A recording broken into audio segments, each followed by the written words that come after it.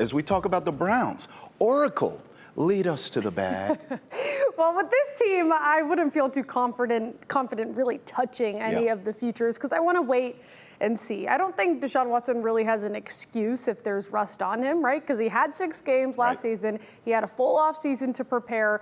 So I'm done making excuses for him. If he comes out, he looks flat, then I'm not going to bet this team game to game. But for that reason, I definitely don't want to bet their over. You bet the over win total of 9.5, you're going to get plus money. But I look at the division. We've been talking this division with 32 dive.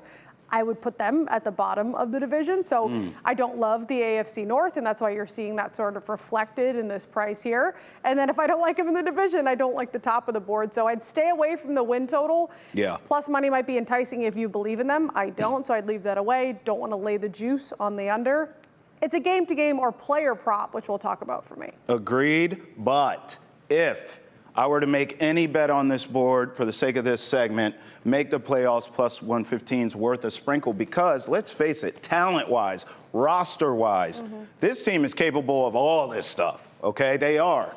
The issue is what you said, Deshaun Watson. I mean, I was burned on the back end of last season when he came back from suspension. I gave him a few games for the rust to come off. Then I started betting them down the stretch, thought they'd make the wild card. Wrong. And he did not look like the same player. Now, I understand, hey, he has a full off season here. We saw him in the preseason a little bit. Let's see, maybe he improves and looks like the Deshaun Watson of old. But I need to see it to believe it, especially as you brought up. The first month of the season, that schedule is brutal. So this could be a late blooming team possibly, but I'm not going to touch them at all in the first month of the season. I need to see it before I start betting on that. Well, like you say, it's not crazy to say they're going to make the playoffs because otherwise this would be very differently reflected numbers.